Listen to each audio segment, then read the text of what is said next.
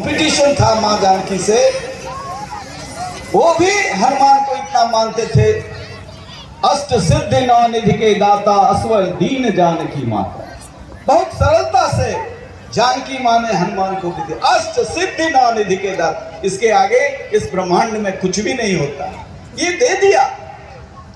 लेकिन हम स्वामी पुरुषोत्तम जी महाराज का प्रवचन सुन करके जाएंगे और घर में बूढ़ी मां को कुछ से कुछ कह के आएंगे। ये हमारे क्या चल रहा। बाबा वहां पड़े हुए हैं तो पोता कह रहा है, अरे अब बुढ़ापा हो गया, ट्रैक्टर मत कीजिए ज्यादा।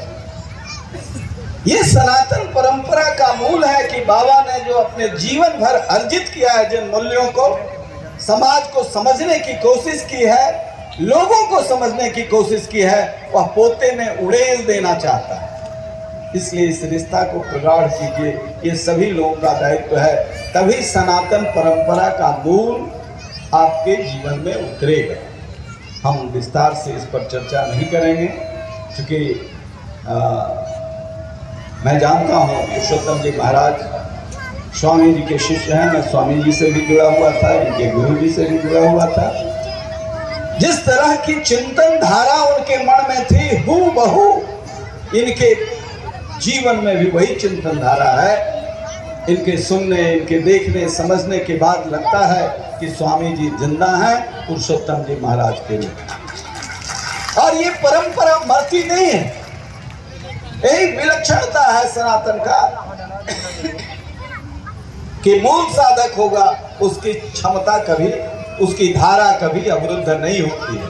तो हम उस परंपरा के प्रति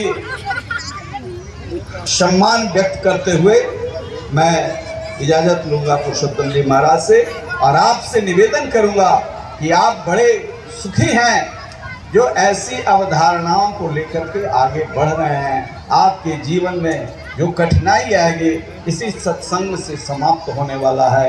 इन्हीं शब्दों के साथ मैं अपनी वाणी को इन्हीं विराम देता हूं और सनातन परंपरा को अपने आधार का, जीवन का आधार मानता हूं।